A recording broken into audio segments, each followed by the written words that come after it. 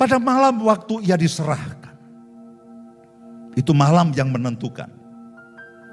Nah, sekian ribu tahun sebelumnya, itu juga ada malam yang menentukan. Saya ingin tunjukkan sebentar. Yaitu pada malam, pada waktu orang Israel akan pergi keluar dari tanah perbudakan dari Mesir, lalu mulai menuju ke tanah Kanaan. Yaitu ada di dalam Keluaran pasal yang ke-12, ayat yang ke-5. Keluaran pasal yang ke-12 ini peristiwa Paskah pertama. Peristiwa Paskah pertama. Keluaran pasal yang ke-12.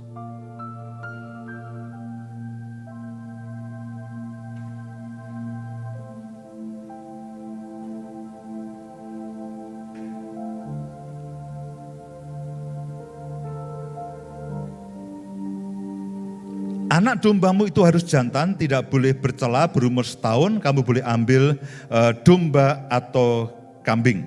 Kemudian ayat yang ke-8, dagingnya harus dimakan mereka pada malam itu juga yang dipanggang, mereka harus makan dengan roti yang tidak beragi beserta sayur pahit. Kemudian ayat yang berikutnya,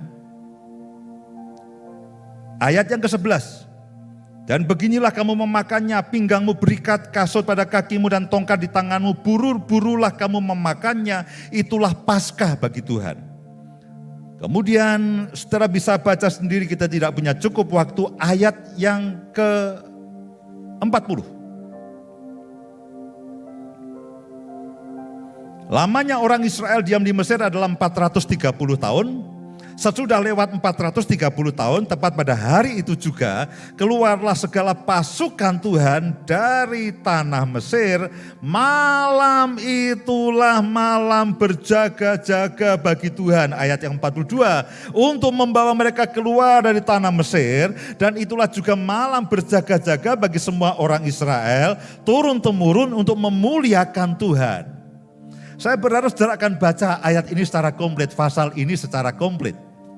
Tapi pada malam itu, pada waktu orang Israel setelah 430 tahun diperbudak di Mesir, lalu Tuhan berikhtiar untuk membebaskan mereka.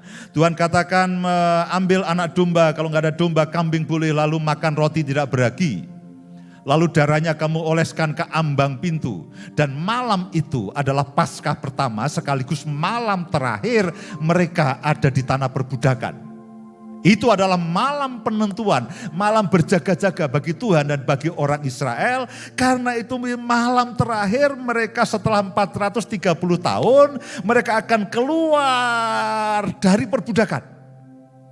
Mereka makan daging anak domba, makan roti tidak beragi, yang melambangkan tubuh Yesus, kemudian darahnya dioleskan di ambang pintu yang merupakan lambang daripada darah Yesus sendiri, dan lalu Tuhan membunuh semua yang sulung di Mesir, dan itu merupakan malam terakhir. Besoknya mereka keluar dari Mesir sembari merampasi semua yang ada pada orang Mesir, semua emas peraknya dibawa semuanya.